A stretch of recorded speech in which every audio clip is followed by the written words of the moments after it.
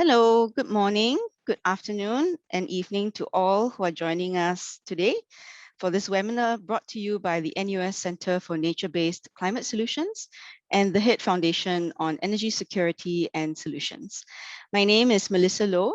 I am a research fellow at the Energy Studies Institute at the National University of Singapore, and I have the pleasure of being your moderator today. As moderator, I have some responsibilities, so please bear with me as I go through them. First, I would like to introduce this wonderful webinar series and the organizations behind them. The Center for Nature-Based Climate Solutions is a research center at the National University of Singapore. It is a focal point for world-class research and thought leadership on climate change impacts and solutions in service of society. The HIT Foundation was established in 2013. It is a Singapore-based charitable organization that aims to help improve the lives of people in Asia by disseminating knowledge and sharing ideas, and by supporting and funding sustainable education and healthcare projects that develop human and social capital. Both these organizations have held two previous seminars in this series called In the Wake of a Changing Climate. And this series is focused on the food, energy, water nexus. The titles of the previous two webinars include the Resource Challenge in Southeast Asia. This was held on the 15th of June this year. And the second was on water security and solutions, held on the 29th of June. I'm told that there is also one more in the series. This will be on food security, so please do look out for it. Now, in this third webinar in the series, we have a really exciting lineup of panelists to discuss the energy dimension of the water, energy, food nexus. Our panelists will give us an overview of energy security challenges in specific case studies, including California and the United States, Southeast Asia as a whole, and also diving deep into the Mekong River Delta. Our panelists will also offer views on what solutions and innovations they think can be effective to address energy security. So now allow me to introduce the program as well as our panelists in the order that they will be speaking before we launch into the webinar proper. And for this, I will need to share some slides. We will be first at 10:15, our speakers will be giving presentations for 15 minutes each. At 11 a.m., we will have a panel discussion where I, as moderator, will field questions to each of the panelists. Each panelist is also welcome to ask their fellow panelists any clarification questions at this point. And then at 11:15, we will begin our audience Q&A. So I know many of you will have lots of questions, so I would ask that you ask the questions using the Q&A function, and you'll see this at the bottom of your screen. Please use the Q&A function for the questions. During the webinar, do not use the raise hand function because we will not be able to share your audio and let you ask questions directly to each panelist. Using the Q&A function, you'll also be able to upvote questions you want answered by panelists, and we'll be able to get to your questions sooner. So let me introduce our wonderful panelists. First, we will have Dr. Newsha Ajami from California. She is the Director of Urban Water Policy with the Stanford University's Water in the West and NSF Renew It initiatives. She is a hydrologist specializing in sustainable water resource management and water policy. She's joining us from the US, so good evening, Dr. Ajami. Following Dr. Ajami, we have Mr. Benny Suryadi. He is currently a manager of the Power Generation, Fossil Fuels, Alternative Energy, and Energy Storage Department at the ASEAN Center for Energy, or ACE. Benny manages two ASEAN major projects. One, the ASEAN Climate Change and Energy Project, or ACCEPT for short. It is the first integrated energy and climate project in the region, and the ASEAN Interconnection Master Plan Study, or AIMS. 3, the regional blueprint for electricity interconnection in the region. Last but certainly not the least, we have Dr. Rafael Schmidt. He is a postdoc at the Natural Capital Project and the Woods Institute for the Environment. His research regards modeling and managing water, energy, and ecosystem services provided by the world's large rivers. Dr. Schmidt also works on strategic hydropower planning to find better trade-offs between dam environmental impacts and economic benefits. So we're really excited to have all three of our distinguished speakers today to share with you about energy security. But before that, I was asked to prepare some opening slides about energy security in the event that some of our participants here today do not have much of a deep understanding of energy security. So allow me to just share a couple of slides. So what is energy security? The International Energy Agency defines energy security as the uninterrupted availability of energy sources at an affordable price. So this is important, as you can see from the graph here. Quite often, energy security goes into the realms of economic competitiveness as well as environmental sustainability. And that typically is what makes it challenging to achieve. There are two kinds broadly of energy security. One is long-term, where countries or companies that are trying to secure energy security have to think about the longer-term investments to ensure that there's equitable or adequate supply of energy security, of energy in line with the economic development trajectory of the country. And there's also short-term energy security, which focuses on the immediate requirements of the energy system, and especially when you expect that there's some volatility and sudden changes in the supply-demand balance. Because we're in the region of Southeast Asia here in Singapore, I thought to share a little bit about how Southeast Asia is addressing climate change as well as energy security. Now, in this region, energy demand is expected to grow by almost 50% in the next few years. Meeting this demand is going to require a doubling of power generation. And this will likely be met by, as we know, fossil or conventional fuels, oil, gas, and coal. The growing and continued dependency on such fossil fuels could threaten the region's energy security as it begins to rely more and more on importing some of these fuels for their use. And at the same time, ASEAN also needs to address climate change. So we have set a target to secure 20% of our primary energy from sustainable and renewable sources. So this is going to be challenging moving forward as we try and meet both our energy security, but also climate needs. And so the region is facing a particular challenge of balancing what we would term as the energy trilemma.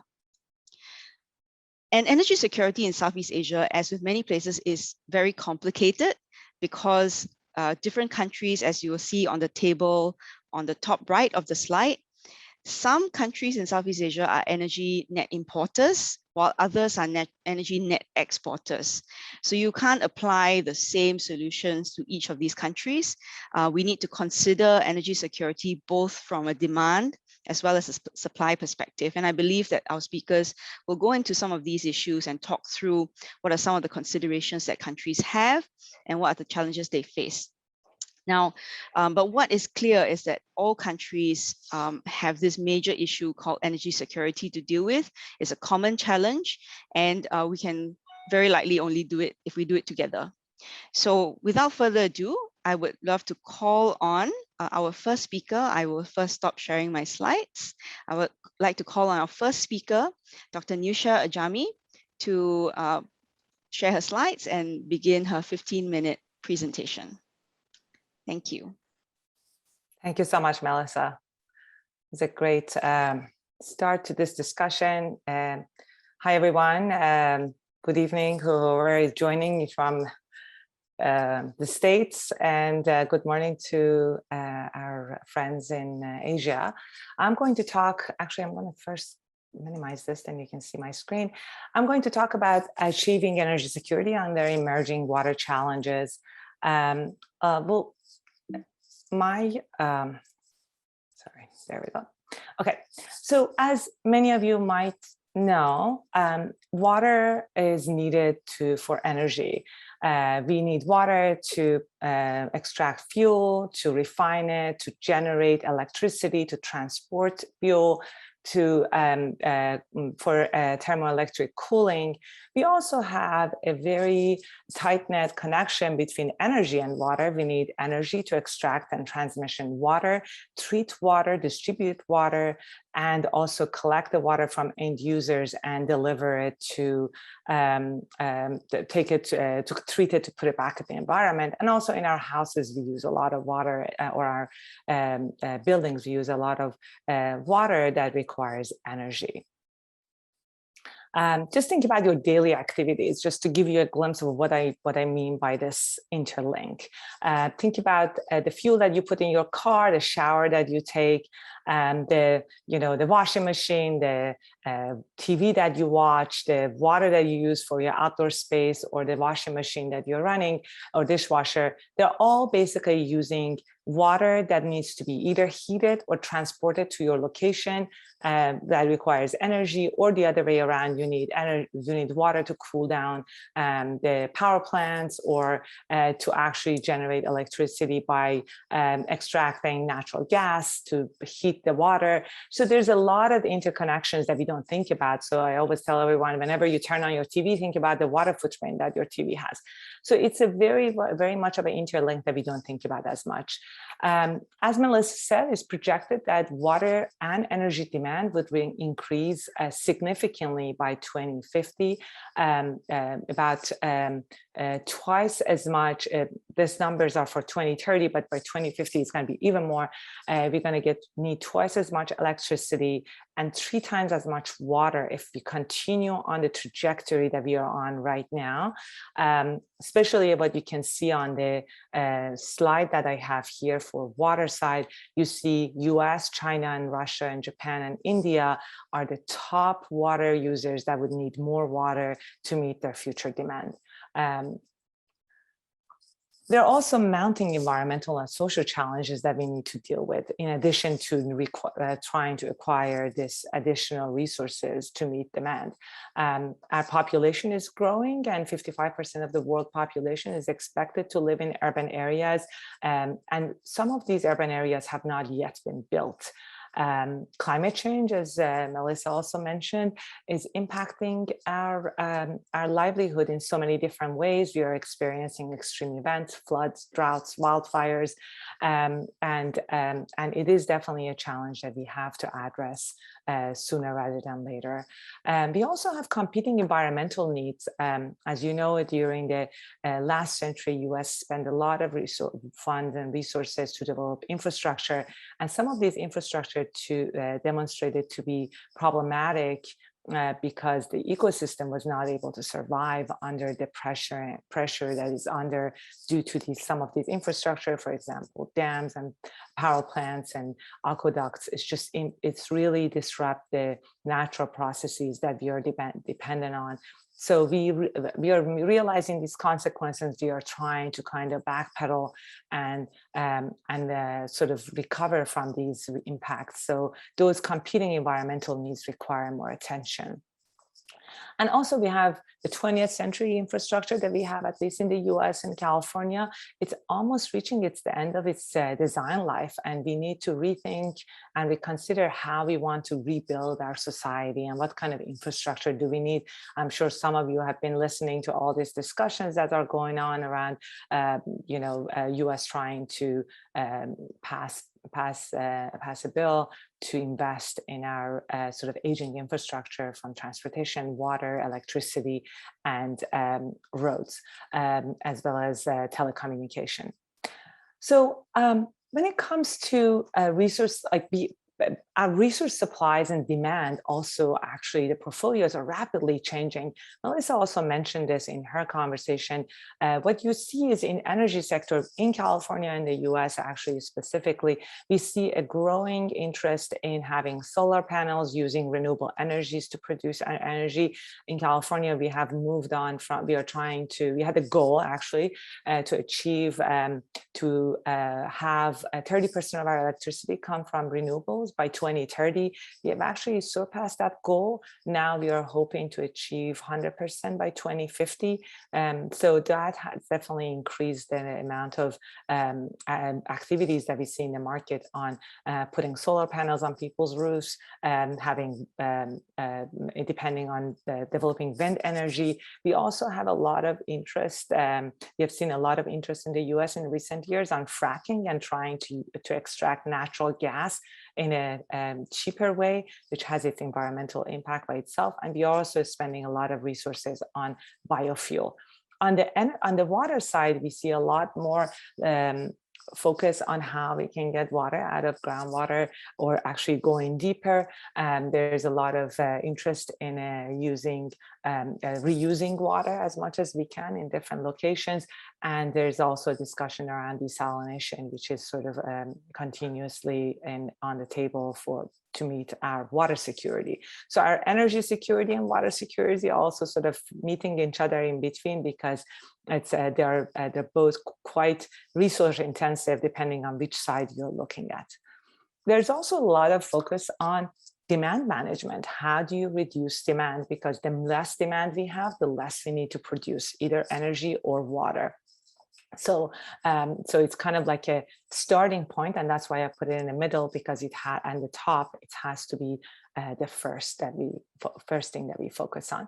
So in order to basically harness this long-term, in order to achieve this long-term sustainability and be able to achieve security, we really need to harness this nexus, because especially as we are developing these new portfolios and as we are developing these new supply and demand options.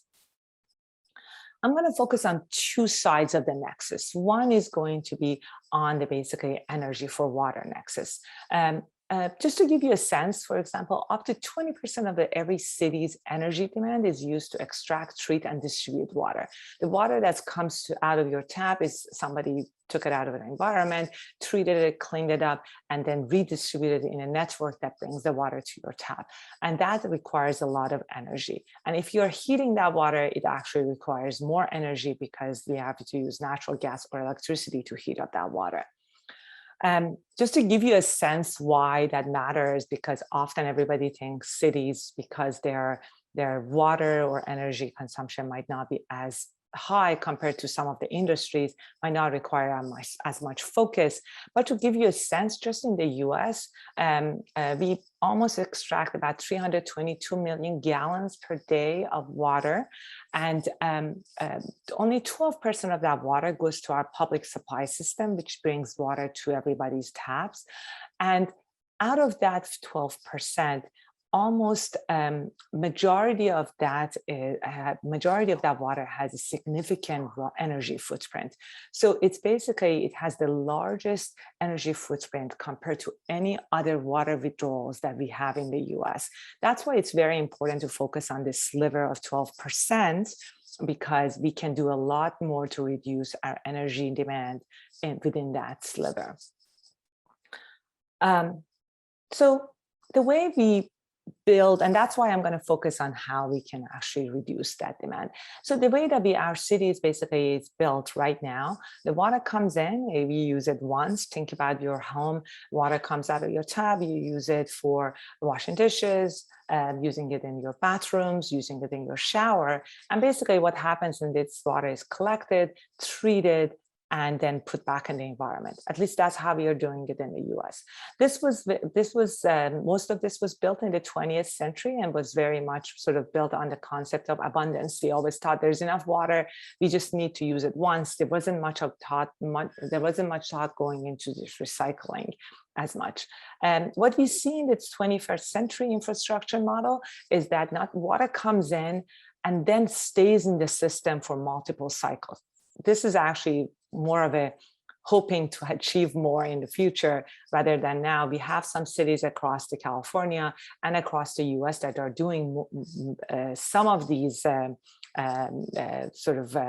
some of these boxes that you see here, but we definitely have not reached our 21st century hybrid water infrastructure model yet. We are gradually building it. So what we see is a lot more For example, in San Francisco, we are putting direct portable reuse, which basically takes on-site reuse, which takes the water from your shower, from your sink, cleans it up, then puts it back into your home. Then you can use that water to water your plants or actually flush it down your toilet. So it kind of creates this cycle that reduces demand on the resources that we have. Or we actually are doing also recycling at a regional scale, trying to take the water, clean it up, put it into the purple pipes and redistribute it. There's also a lot of effort around recharging groundwater. So treating that water and putting it back on the groundwater for future use. There's a lot of discussion around taking that water, retrieving it, and then actually recovering other resources from it. So this system, instead of being one directional or once through, is becoming much more circular as we are changing our infrastructure model. Now, this emerging water supply portfolio, while sounds very interesting, and it sort of takes some pressure off our aging infrastructure and basically bringing new water supplies to the table, it's quite energy intensive unless we seriously think about how we can reduce its footprint. Basically, these new alternative water sources such as recycling and reuse, they require more energy than our traditional water supplies from surface water and groundwater. Second thing is groundwater extraction is becoming much more energy intensive because a lot of the shallow groundwater has been already used. So if we go, as we go deeper and use and try to take water from a deeper aquifers, we have to use a lot more energy, and this energy intensity is quite real compared to some of the other resources that we have. For example, groundwater can require about 30% more electricity on unit basis than any surface water that we have. Another thing is the same comment I mentioned earlier with water quality and environmental quality issues and degrading environmental health. We see a lot more stricter environmental quality standards, focusing on addressing contaminant of emerging concerns, the products that are basically the contaminants that are within some of the everyday material that we use. Also, we have a lot of polluted water, for example, because of industrial activities or some of the commercial activities that impacted the quality of the water. Now we have to use a lot of energy to clean up that water in order to be able to use that water again for other purposes. So some of these stricter environmental qualities and the fact that we understand the impact of some of these chemicals or contaminants on our health is requiring us to do more treatment, which means it requires more energy. Just to give you a sense, the energy, this slide basically is showing the energy intensity of the selected water supply sources just in California, for example. So if you look top to bottom, the highest water energy users versus the lowest, seawater desalination uses a lot of energy. Then you go California, we import water from far distances. For example, in Southern California, people depend on water that comes from northeast of the state, which is where our mountain ranges are, and that water requires a lot of energy. We also desalinate some of the brackish groundwater, the salty groundwater, that requires some energy. We also import some water from Colorado River, which also requires a lot of energy. Not all of it is gravity fed. We also recycle some water in the various areas that, again, this is the fifth line here. And then the next level is basically trying to treat the local water supply and distribute it. One thing that I want you to focus on here is that three items. One is, you can see on the energy efficiency side, the less we use, the less impact we have. And this is what you see here. Efficiency and conservation basically naturally reduces the energy intensity of our water supplies. So we have to always start from here. The second thing is, in the next slide, I'm going to talk a little bit more about this recycling and how does it work, and the fact that as it's more energy intensive, how can we actually justify using this model as we are trying to deal with energy security as well. So Again, so focusing on some of these emerging water supply sources and focusing on efficiency and conservation, first and the most important part needs to be reducing before producing, meaning we have to reduce demand and do demand management as a high priority opportunity or policy area. The second thing is reuse, as I said, reducing dependency on natural resources. And now, when you take a gallon of, when you install a 1 gallon, for example, recycling plant, it may give you actually 5 gallons because it takes that gallon and repurposes multiple times before it puts it back in the environment. So the ratio can be significant when you're thinking about taking water out of the environment and reusing and recycling it multiple times. Another very good value that recycling and reuse bring to the table is the discussion we had earlier on quality. For example, you don't need the same quality of water for your outdoor space, for your plants, or for your bathroom or toilets, or for some of the other activities that you have in your home. The water can be treated to the purpose that it has when you are disconnecting it from this once true system. So you have an opportunity to take the water and treat it to the quality you need before using it. The value of that is you don't need to put as much energy and resources into this process because it doesn't need to go to the highest quality of like drinkable water. So it basically changes the whole equation because it uses a lot less energy in this purpose. Now, this was focusing on water, energy for water. Now I'm going to talk a little bit about power generation and basically water for energy.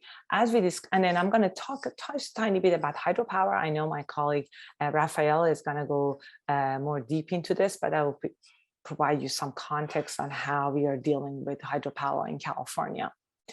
So the energy generation is quite water intensive, as I mentioned earlier. According to a US Congressional Research Office, basically nationwide, we are using about 14% of the water, consumpting use of water is basically used in the energy sector to generate biofuel, for thermoelectric cooling, for fuel production. So it is a significant amount of water.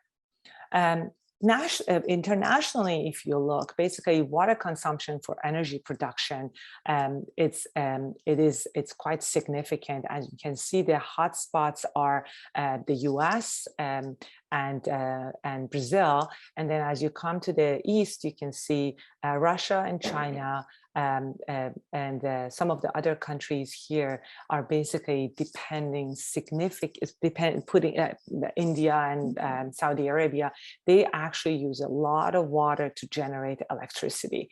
And that significant amount of water has its own implications, especially if you're focusing on energy security and water security at the same time. Another piece of this is basically the amount of water that we use, basically taking that map and breaking it down into country by country. What you see here is the water for energy production by category is still significant amount of it is focused on fossil fuel production and processing and refining. We can see a lot of that is happening in Asia and the US. And then you can see also some in the US, we use also a lot of water for nuclear fuel, biofuel, and also some of the electricity generation. What you see, the electricity, this is not hydropower, this is only the electricity that's come out of power plants. So we use a lot of water for energy.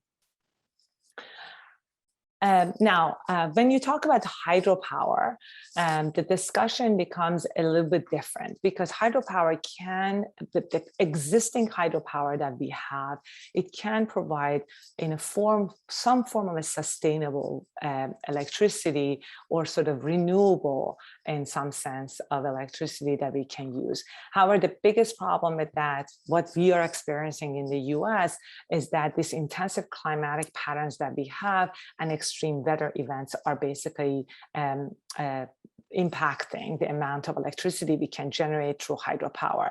I know that Rafael is going to talk about the environmental impact of hydropower as well, so I'm not going to go into that, but we definitely in California and in the US definitely stepping away from building dams or building major dams just because the environmental impact of them has shown to be very significant, and some of the social impacts are quite significant, and in the long-term consequences of it's quite high. So we are not really, we are hoping to not build any more of those. What you see in California, for example, you know, we are in a significant drought, a severe drought right now. And one of our major hydroelectric plants had to shut down just recently because of the drought. The water levels were so low, and we couldn't create electricity, generate electricity. We don't, that the system is actually not even have enough water to provide water for customers, so let alone generate electricity.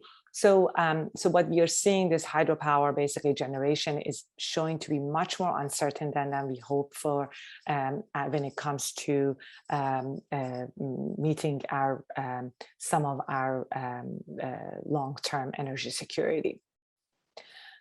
So when you're focusing on the emerging energy portfolios, a couple of things to remember is reducing before producing, again, meaning that the less energy we use, the smaller our water footprint would be.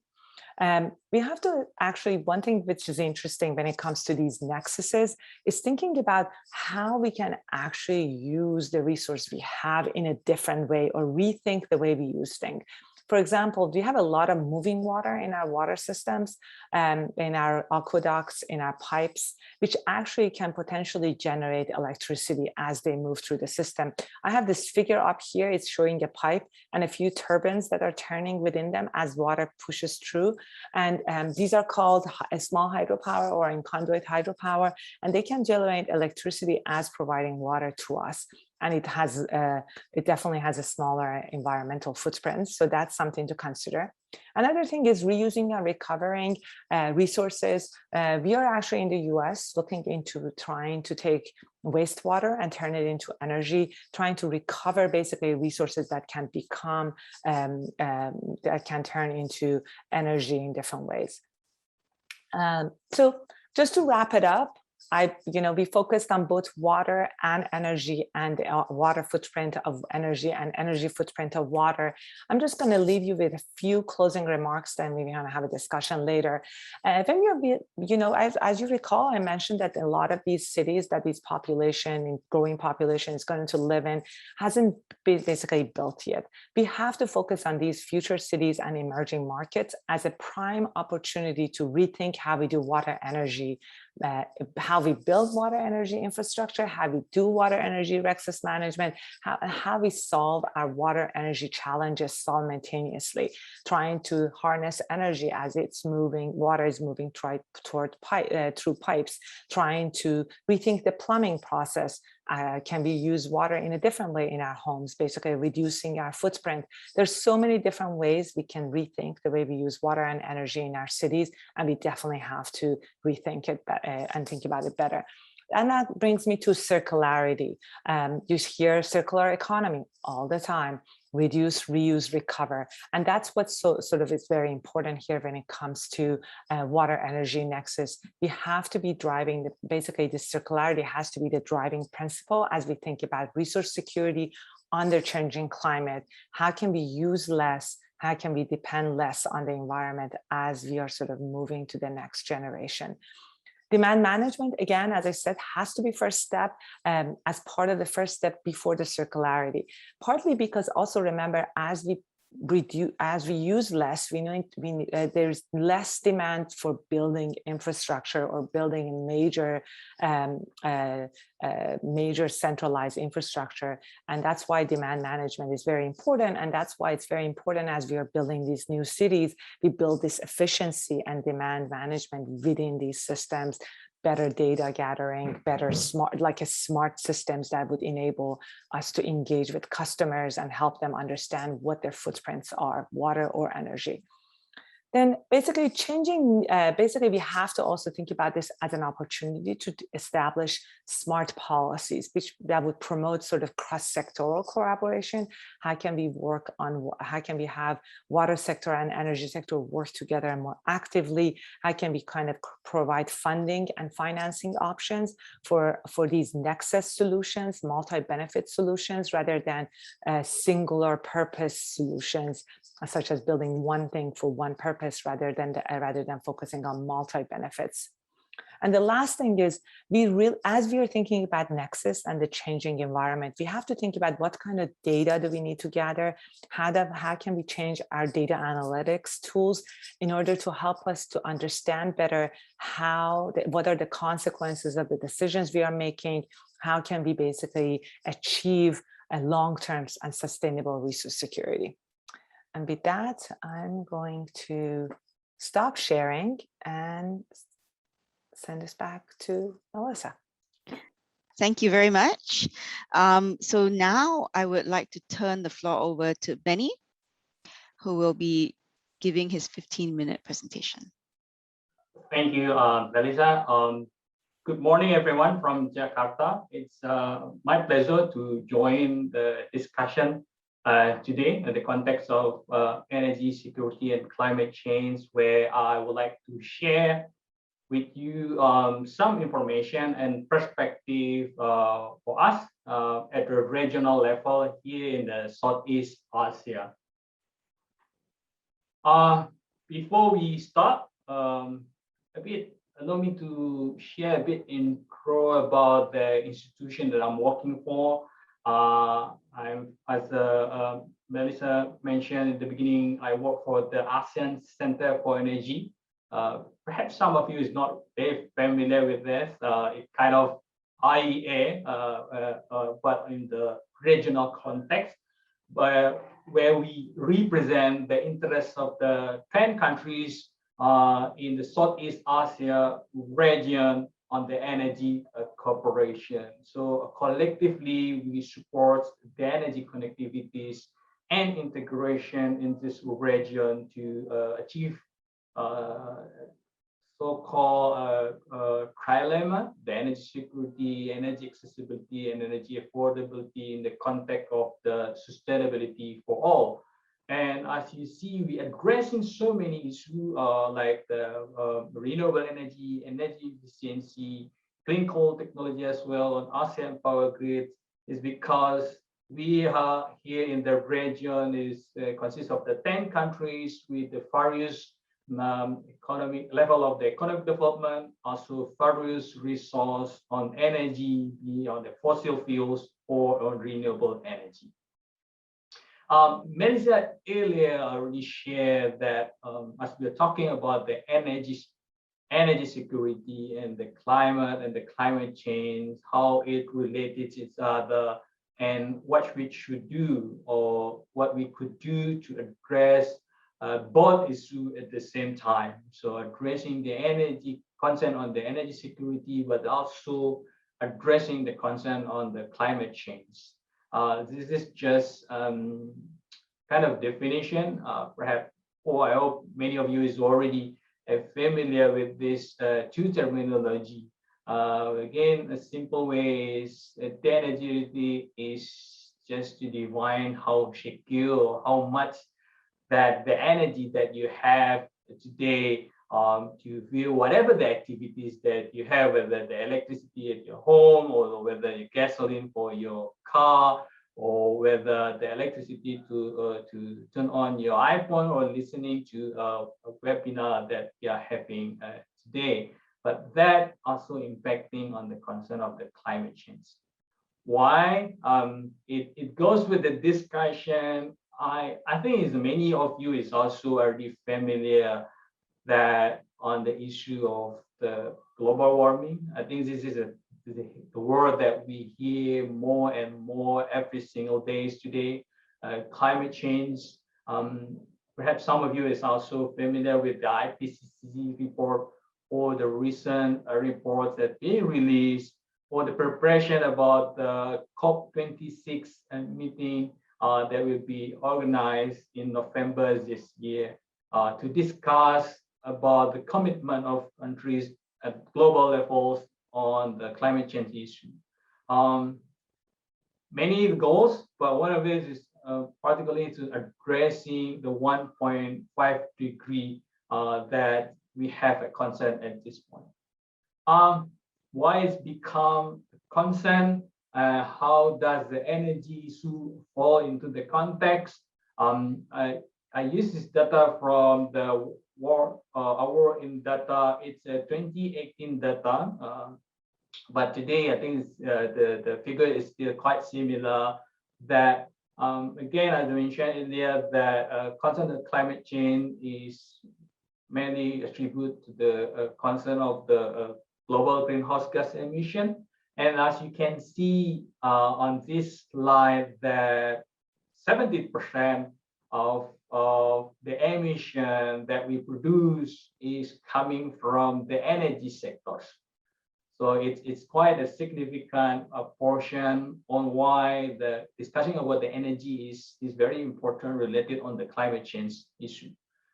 And I'll move to the next slide, is putting the context of the 70% of the climate emission is being generated by the energy sector.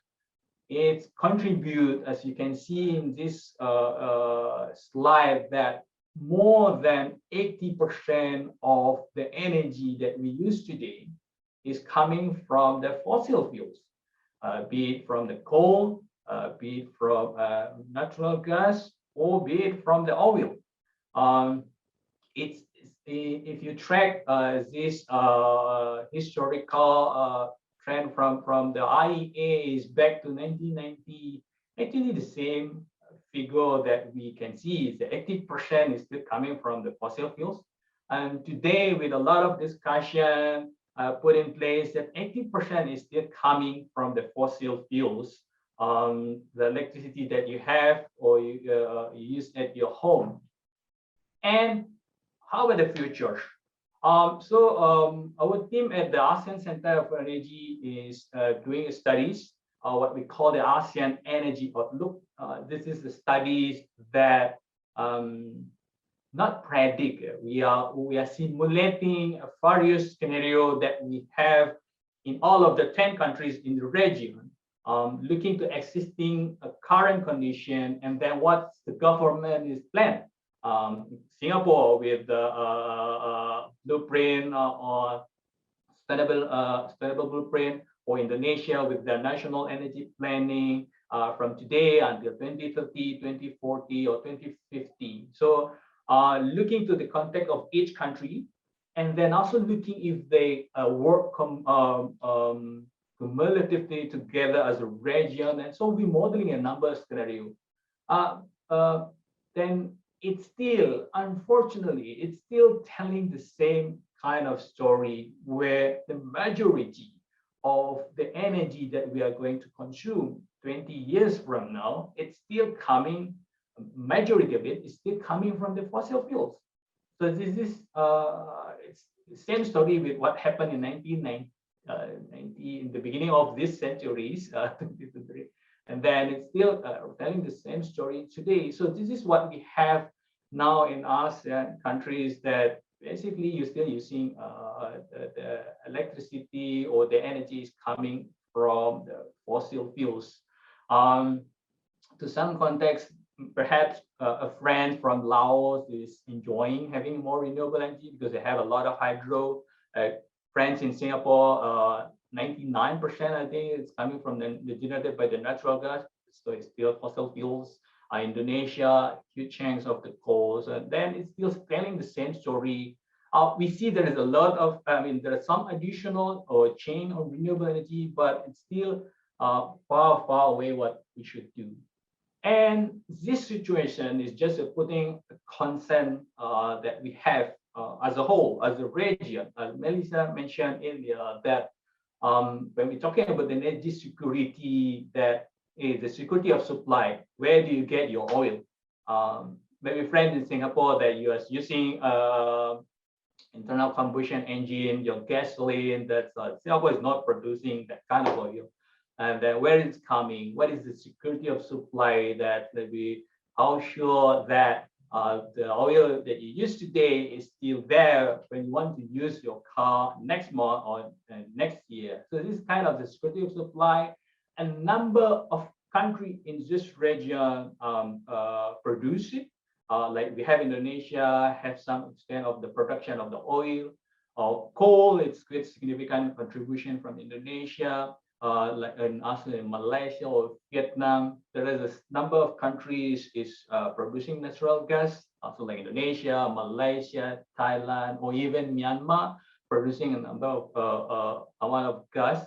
But as a region, if you look collectively, that can see in the screen, there is a projection that in the future, in the near future, we were going to import everything from the outside of the region.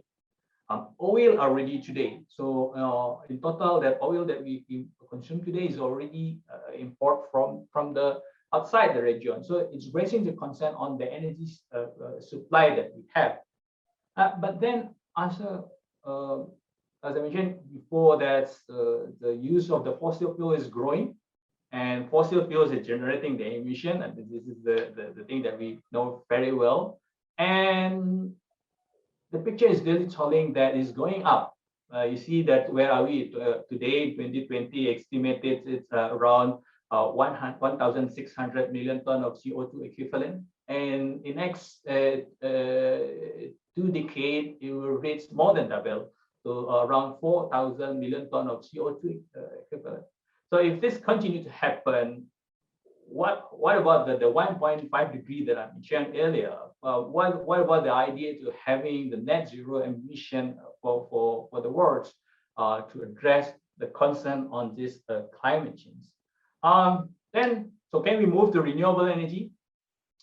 Yes or no? I mean, it's going to be, this is the aim that we're trying to see, and you see in the screen that for the last 4 years, 5 years, actually, we are in ASEAN is install more renewable energy compared to the fossil fuel. So it's a good sign that you see that the country is already escalating the use on the solar or the use in the wind.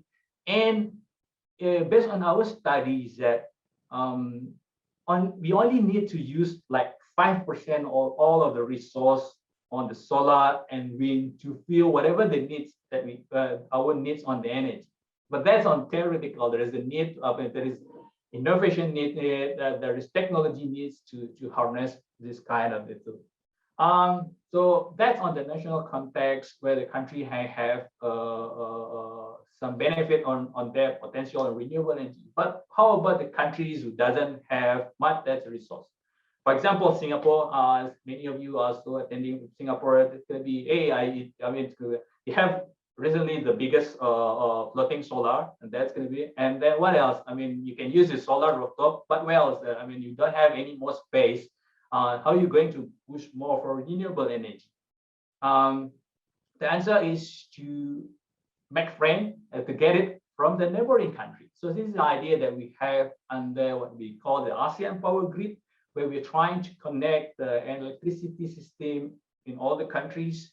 So it's starting by next year that perhaps the electricity that being consumed by friends in the Singapore actually it's coming from power plants that's generated in the Laos, the hydropower plant is generated in Laos. So this is the idea that we are building in the ASEAN level, where we work collectively to address finding the innovation solution on the balancing the energy security and the climate change issue.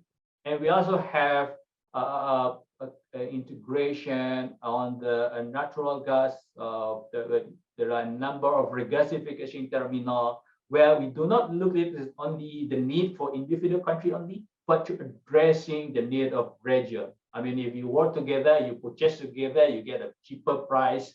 That with a cheaper price, you can buy more than, meaning to say that you will have more supply on your security.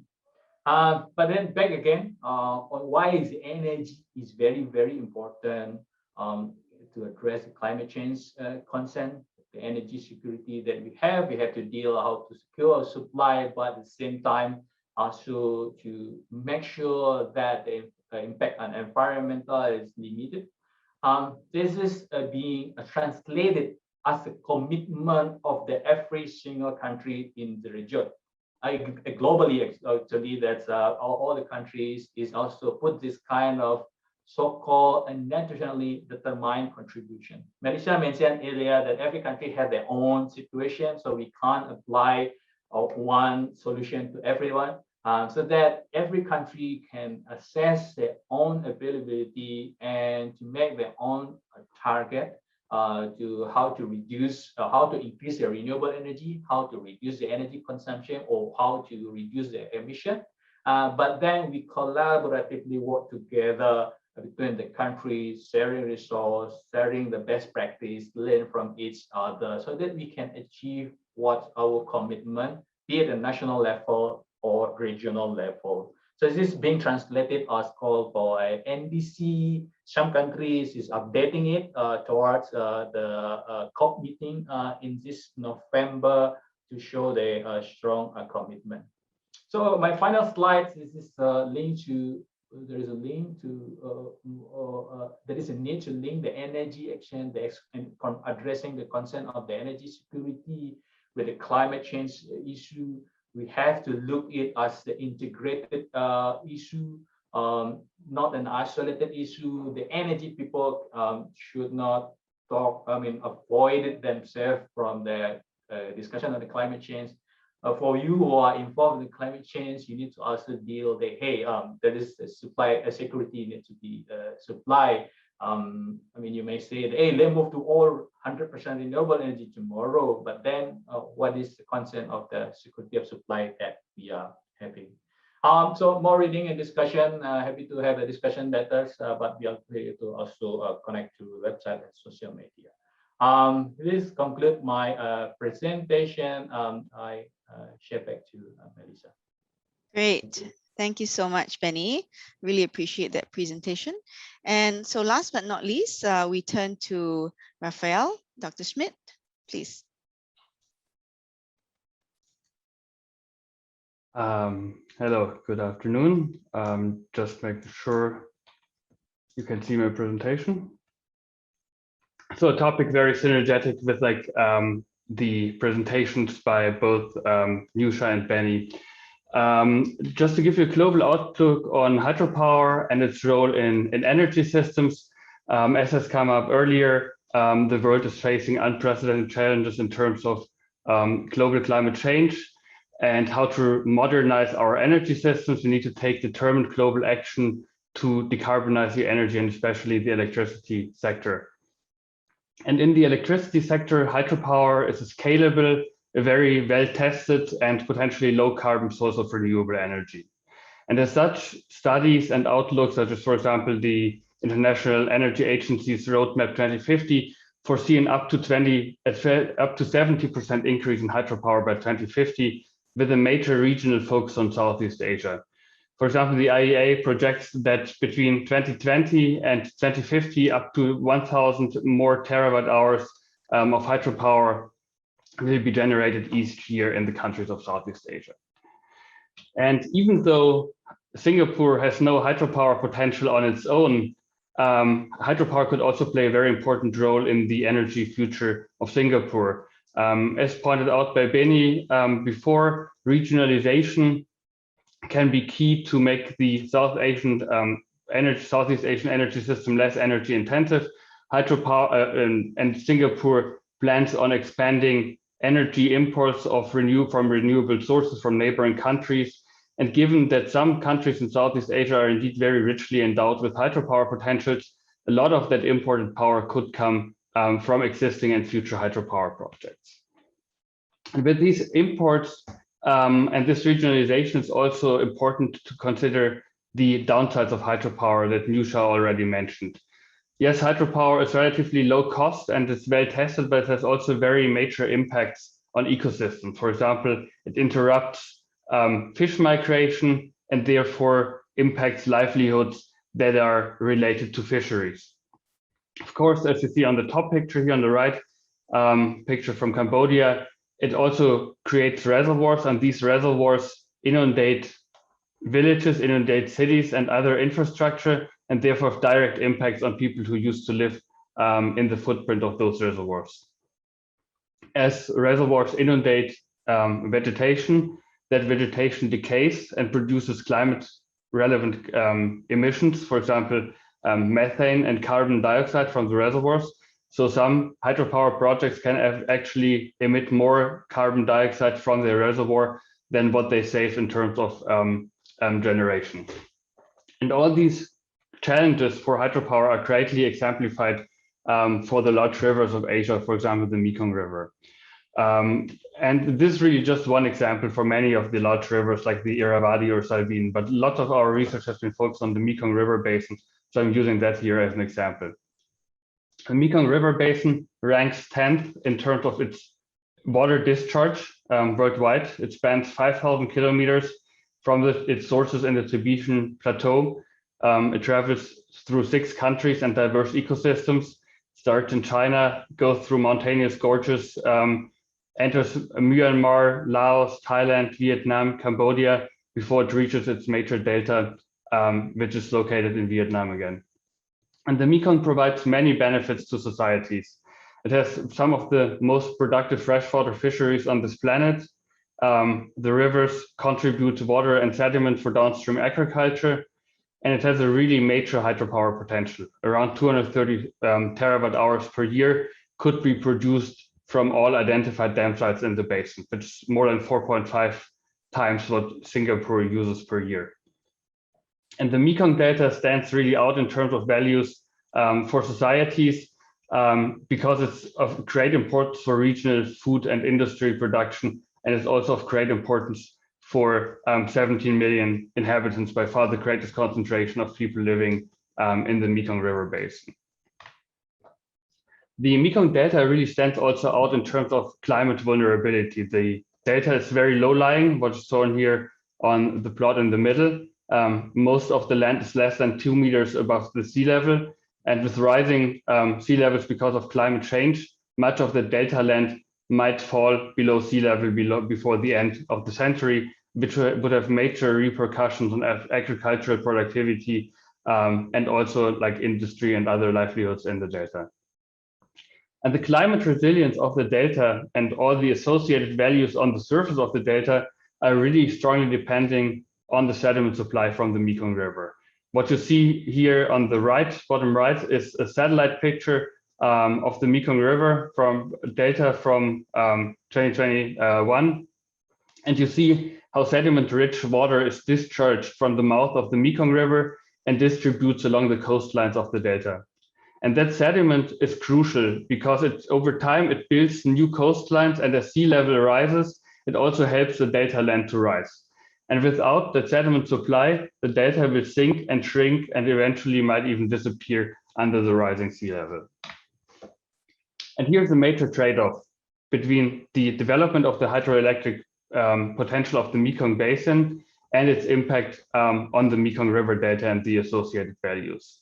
And the reason for that is that all hydropower dams trap part of the incoming sediment and therefore decrease sediment available downstream. So for example, Lower Sesan 2 Dam, what you see in the picture satellite image at the bottom, you see receives a lot of sediment-rich water from the Three Fork River that's very yellow, sediment-rich, travels through the reservoir, and you see how the color changes to like more and more dark green, dark blue colors. And the reason for that is that sediment settles in a reservoir impoundment. And the water that's eventually discharged from the dam is mostly green, devoid of sediment, and therefore also devoid of the material that could help build delta land against rising sea levels. Cumulatively, if all 120 dams or major dams in the Mekong were to be developed, the sediment supply to the Mekong Delta could be reduced by more than 95%. And this would greatly increase the climate risk for the Mekong Delta, which could fall up to 90% of which could fall below the sea level by 2100 if such a reduction in sediment would be occurring. And such a this impact on the delta would also have major impacts on regional and even global climate and food security. As Beni pointed out, there's increasing trade in the region via the ASEAN power grid, but there's also a great amount of trade between the different countries. For example, Singapore imports 20% of its rice and around 25% of all its shrimps from Vietnam. A good part of that comes actually from the Mekong Delta. If all that food, that data were to disappear, this food supply would become obsolete. Worldwide, the rice exports from the Mekong Delta are expected to be nearly 10% of the global output. So the reason that we need to ask ourselves is if these hydropower impacts are unavoidable and if we are willing to accept them.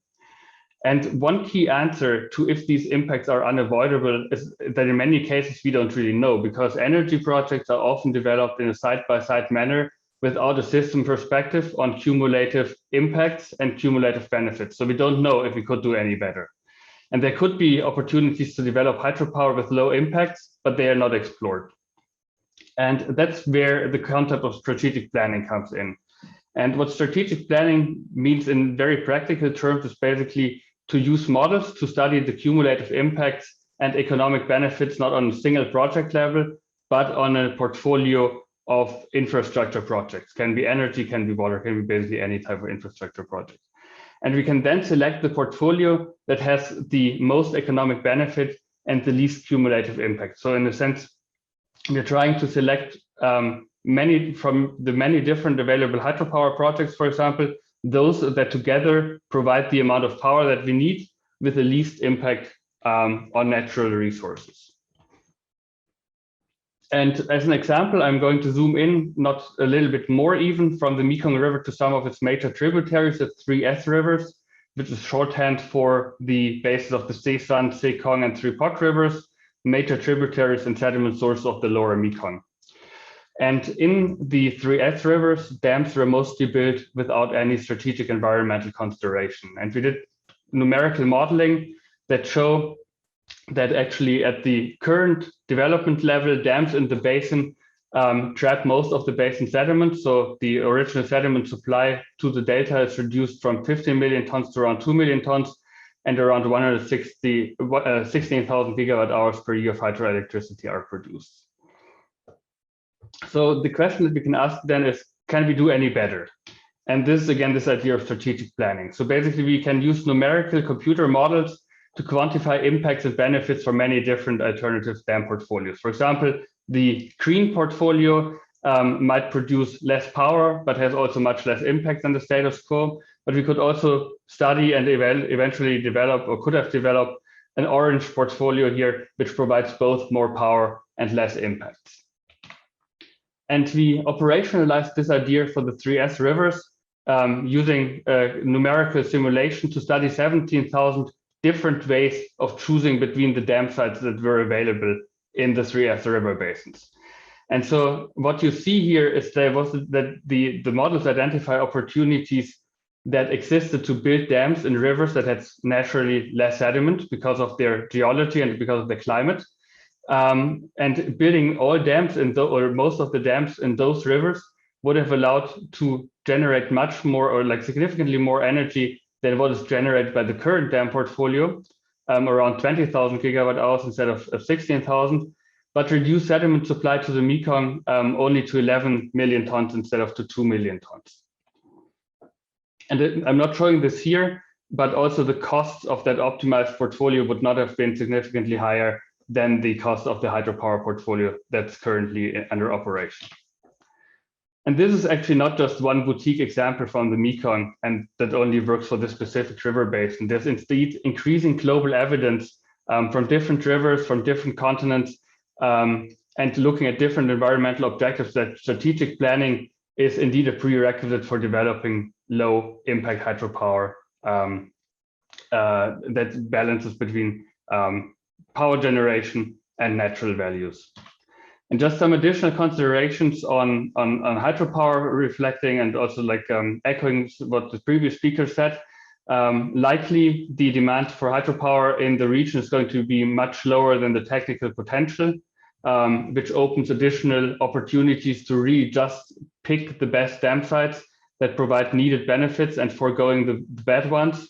The reason for that is that their costs for other renewable energies are greatly decreasing.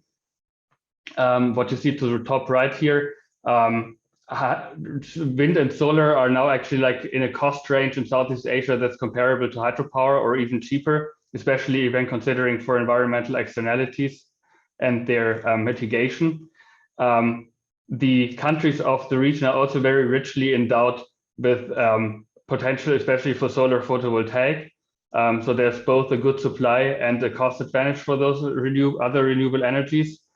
Also, like in California, hydropower in Southeast Asia is very vulnerable to climate change compared to other renewables. For example, Cambodia just completed that lower Sesan 2 dam in 2018 for a total cost of nearly $800 million US. And already 1 year later, production needed to be curfewed very significantly because there was not enough water, leading to blackouts in the region. And those conditions are going to become more and more common as climate change progresses. However, some hydropower might still be useful even in solar and wind, or especially in solar and wind dominated energy systems, because it allows to balance fluctuation over the day and in between seasons.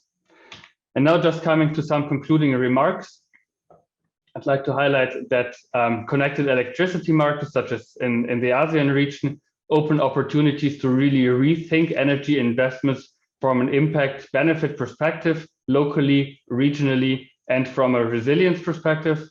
Hydropower is often grouped or termed as being sustainable source of energy.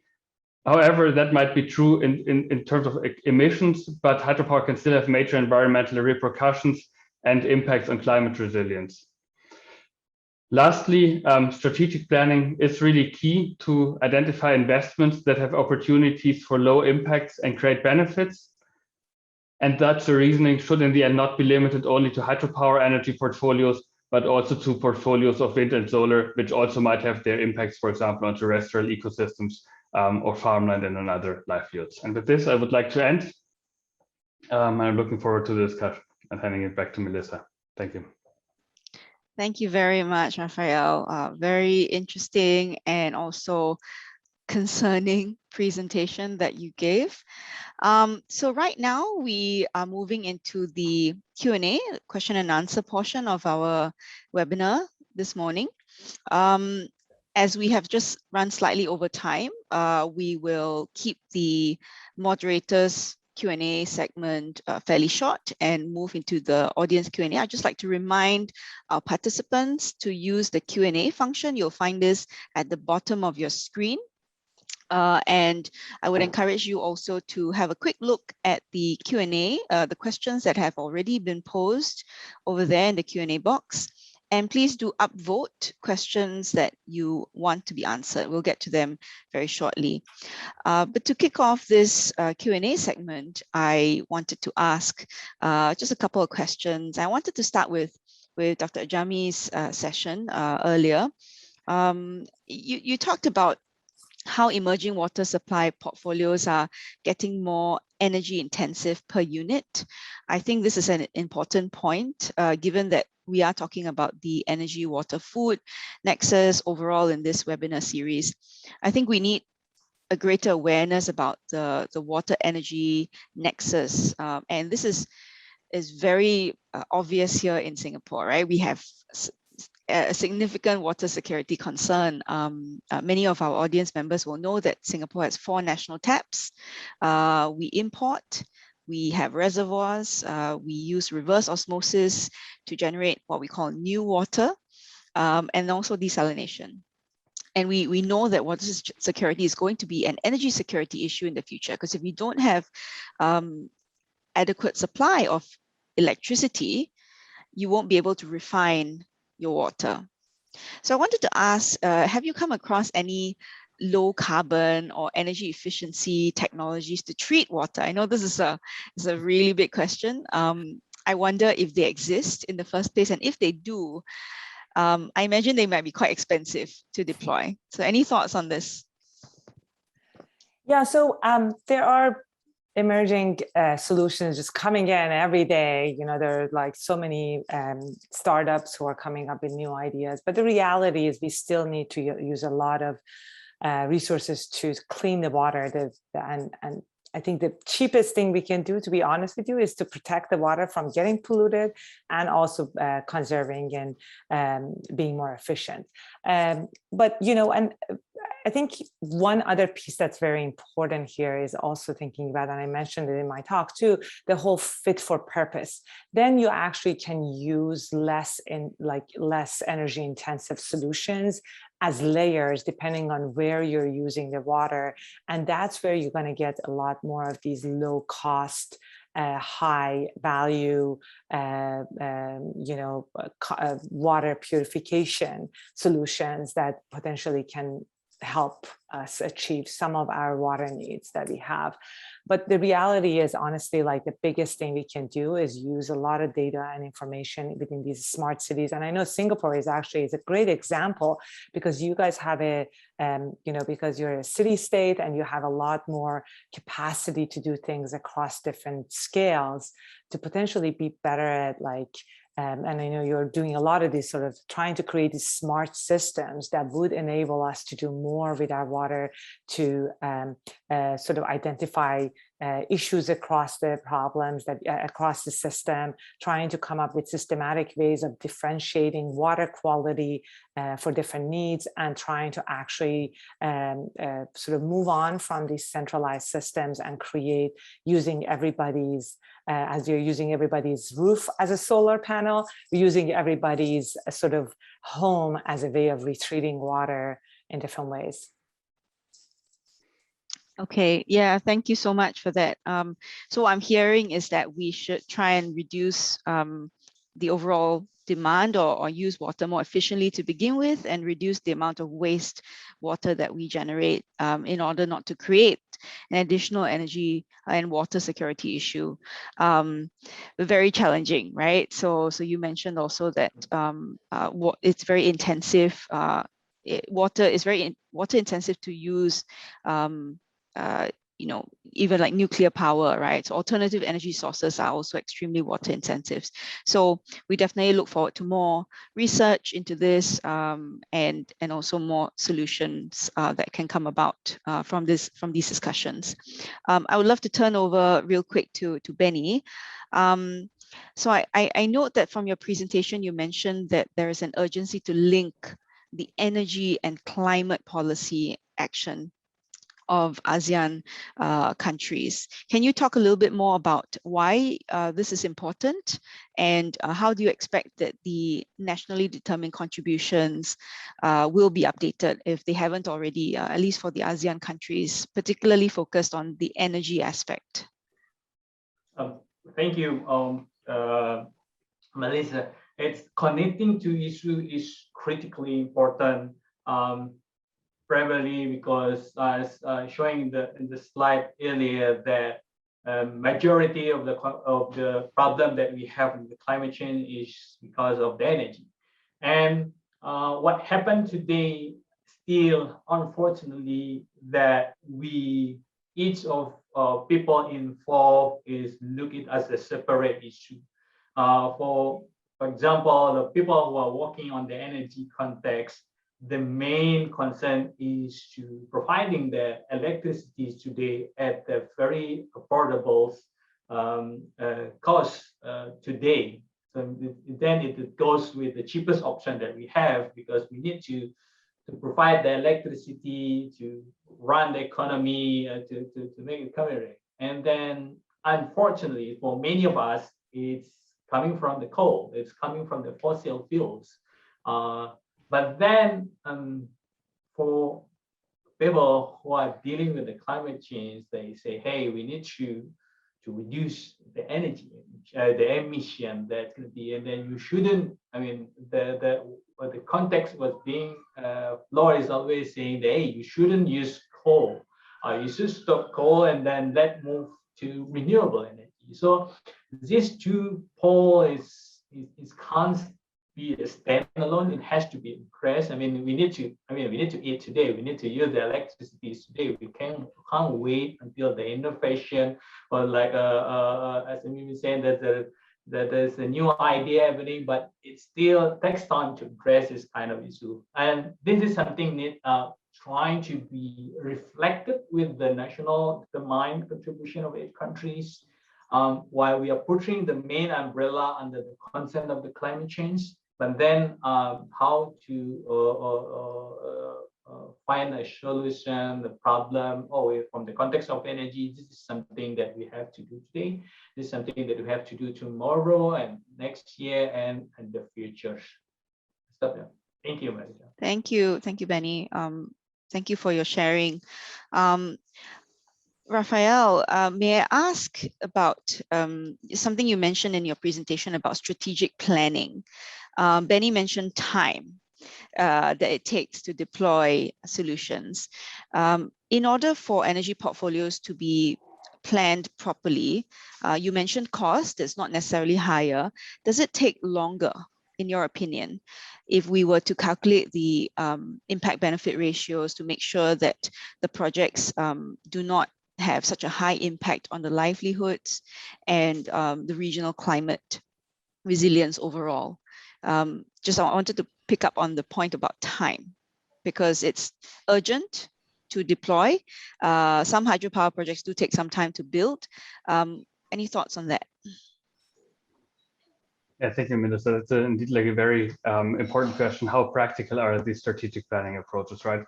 And indeed, it takes time. And the time it takes is not necessarily because of the kind of like modeling process. Now we have lots of data from remote sensing, from new numerical models and so on, but it takes time because you need to bring everybody to the table, right?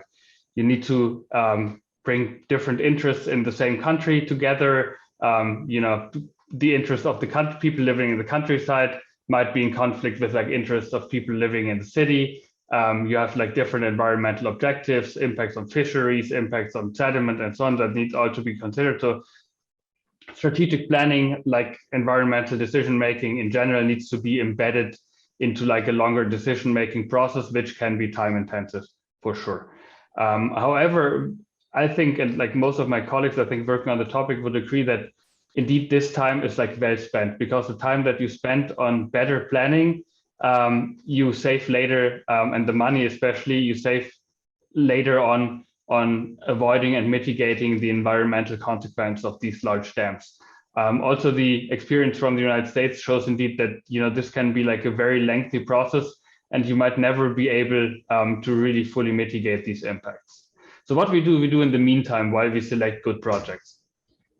I think indeed Asia is from a hydropower perspective in a very good position, because there's already quite a lot of hydropower potential developed that can provide reliable and relatively low carbon energy to the countries.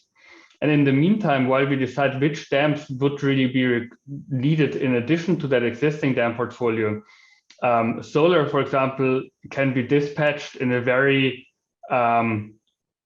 stepwise way, following the demand growth very easily, much more easily actually than building big hydropower projects. And like talking also about like the time aspect, of course, often like developers are very, they are keen to develop projects right now that add like, thousands of like, sometimes like gigawatts of capacity to a nation's power grid at huge costs. But then it might turn out that these generation assets are actually not needed, stranding a huge amount of investment. So actually taking a step back might be beneficial in the end from a broader economic perspective, and enables this kind of like larger planning process within a country or even within a region. Great, thank you so much. I would like to build on your answer and launch straight into the questions provided by our audience today. So there are 2 questions that are sort of related, and since we're on the matter of dams, I'd like to take the 2 questions, one from George John and one from Michael Fay. So I'll read them out to you so you can think through.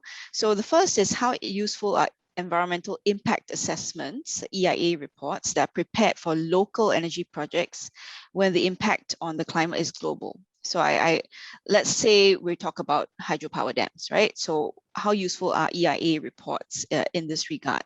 And the second question that is related is, can you perhaps talk about more who is funding the dams in your research particularly, and how you expect that maybe talking to the funding authorities or funding agencies could lead to a better environmental outcome? I'll give you a second. Yeah, so, yeah. No, certainly great questions.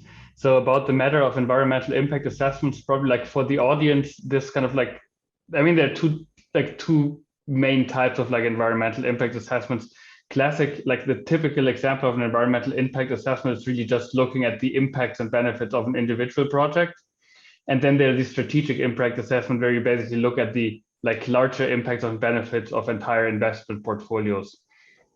And in my opinion, the environmental impact assessments on the project level have become obsolete in many ways, basically because the like focus is much too narrow, and they don't really ask the question if there would be a better project available somewhere else.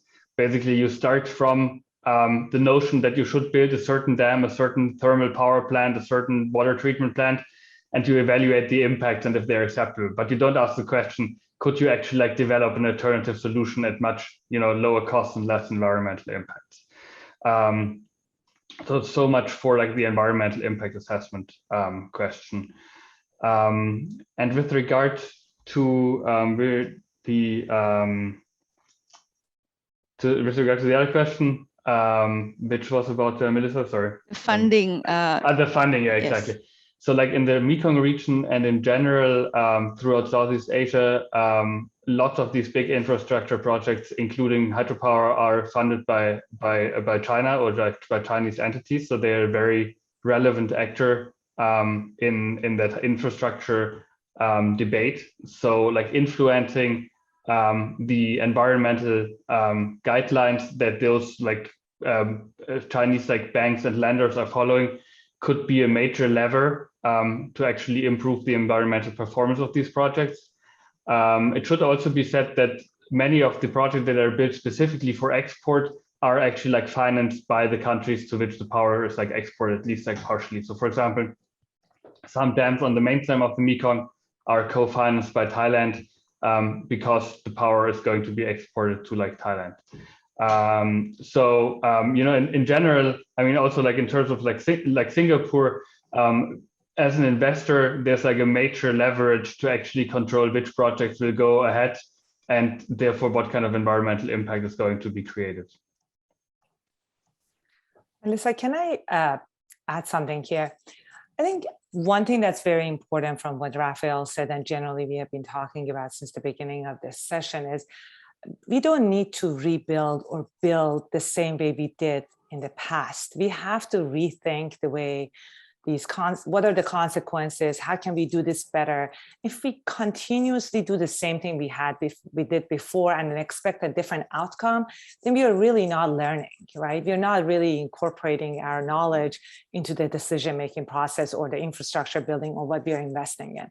The challenge of some of these solutions that are on the table is not necessarily because there is not enough money or there is or we can't engage people. It's actually just because we don't have the right set of performance measures and right set of the criteria at the table to tell us what is important, what's not, what should be done, what should not. If you are thinking about building a dam, for example, it's very easy to say, if you build a dam, it's going to give you this much power, this much water. It doesn't really incorporate what happens if climate change gets worse. What happens to, what like Rafael was mentioning with the whole decaying landscape that ends up actually generating more CO2 than originally did. Like we have learned so much. We have to incorporate those learnings and we have to change the performance measures that we have before investing in these solutions. And, honestly, we in the US, we would love to have a clean slate to rebuild. It's not hard. Some countries do have this clean slate. They should not build the same thing that we did and expect different outcomes. Thank you so much for that. Yes, I agree with you. I think we need to start thinking about how we can change the way we do things. The recent IPCC Working Group 1 report from AR6 sends a very strong signal on this, and we really need to work together to try and find these solutions.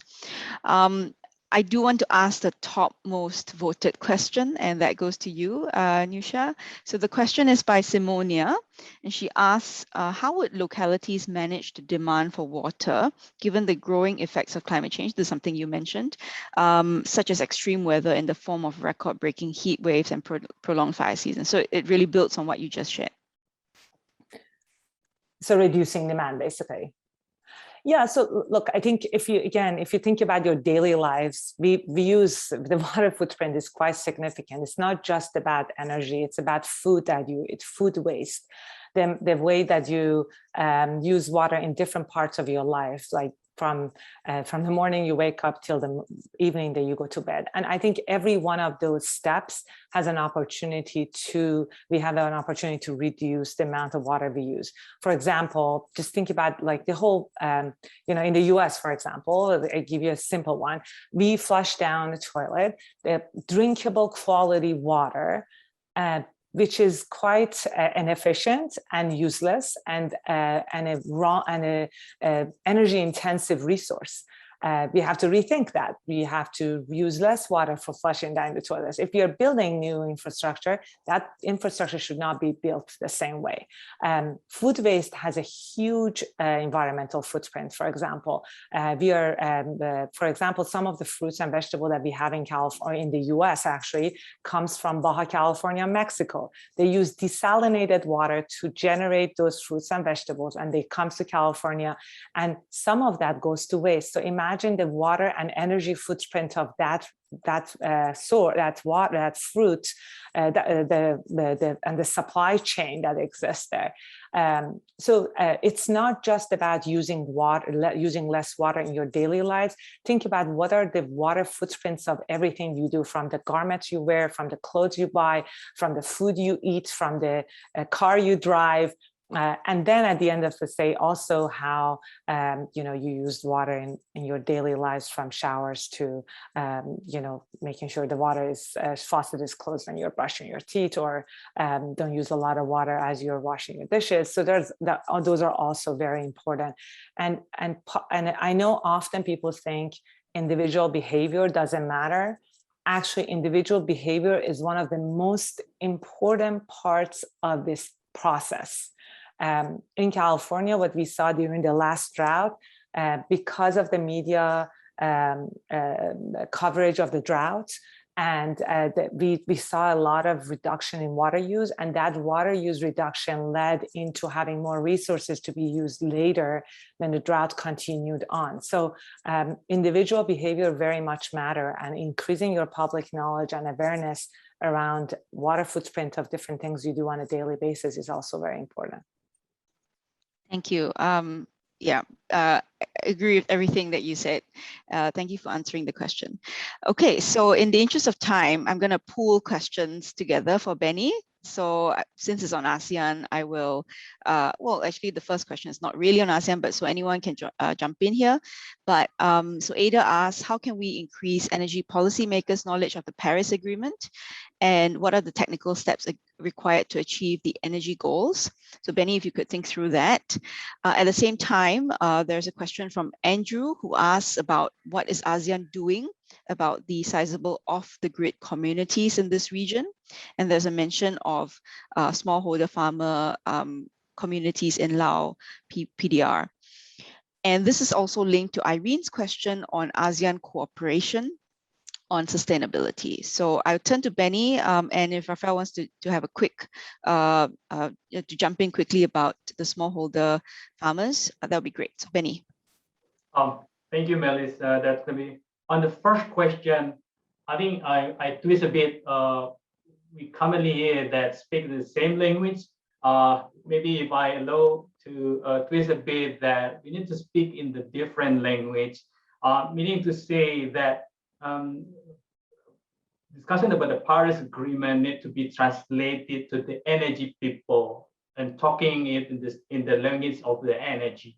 Is it to be translated into the environmental people in the language of environment. So this is how we are trying to do now. So the knowledge is actually already there. That just how to tailor it, how to communicate it between the policy makers, that whatever they're doing is related to each other, is connected to each other, is impacted to each other. So this is the approach that we are trying to do collectively among the various stakeholders involved in region. So that was the first question, and the second is yes, off-grid community is still a big challenge that we have in the region. You may see some publications saying that 50 million of the Southeast Asia region population is living without the electricity access. If you read but if you really define what is the electricity access, it should not about a one small lamp that you have in your own house. The number is around 100 million of people is living without. This very significant challenge because it's also a remote area. And then the ability to pay is also very challenging. But what we do is it's going to be trying to finding a local solution. There is a number of good practice is existing in for example, in the remote area in the Philippines, also quite a success in utilizing a local resource with the cooperative of the people can be also applicable to the other ASEAN context. So this is what we are trying to do. And last question is sustainability. I only able to respond in the context of like green energy sectors, renewable energy. So this is what we are trying collectively. As Malaysia pointed in the beginning, we are aspiring to have 23% of renewable energy in our energy mix by 2025. We are around 13% today. So you may say we're not doing well on that one, and then there are 4 years ahead on that one. But we try to work with every single stakeholders. Individual is involved because, as Ajami mentioned, that the role of individual is also very, very important on this efforts to collaboratively. Using the word from Rafael, it's a leapfrogging the effort on the sustainability at regional levels. I hope this addresses the question. Thank you. Yes, thank you. Rafael, did you have anything to add? Just very briefly about rural communities and their benefits from these energy projects, right? Like Asia, it's like the Southeast Asia in the end is really a very interesting setting from that perspective, because you have at the one hand you have very developed settings like Singapore or other major metropolis in the region, but you have this major rural population that still doesn't have access to electricity. And indeed, most countries with the major hydropower potential will actually promote hydropower also for the sake of rural electrification. However, we often find that this approach is neither effective nor equitable, because you have a lot of situations where basically people are displaced by the reservoirs, their livelihoods are being destroyed, they're relocated to somewhere else, and they find themselves without reliable and affordable electricity, even though they were displaced for an energy project. That's actually quite a common experience from the Mekong Basin. Instead, I think there are much more scalable and affordable solutions. Instead of building big energy projects and expensive transmission to bring that power to distributed communities, small hydropower, community-based energy systems really create now very, very well-tested and affordable solutions to actually bring power to the people in a way that's much more equitable and has much lower financial implications for the overall economies and for the individuals than investing more money in these mega projects. Thank you. All right, so we've come to the final part of the webinar. Thank you all so much for bearing with us as we're slightly over time. I'd just like to share some key takeaways at this point. You can see my slides. Yeah, okay. So I just wanted to say that this has been a really, intense hour and a half or 90 minutes. I was frantically typing away because there were so many great points that all of our speakers shared. Just some of the key takeaways that I'd like to share with the audience is that there is really an urgency to talk about these linkages, particularly two that we shared today, which is the first, the link between energy and climate policy and action. And second, of course, is the energy-water nexus is more important than we realize. And we need, in order to do this, and to do it well, we need to work together, but also change and look to change the performance metrics on how we build and how we do things. We could also enhance the circularity of emerging energy portfolios.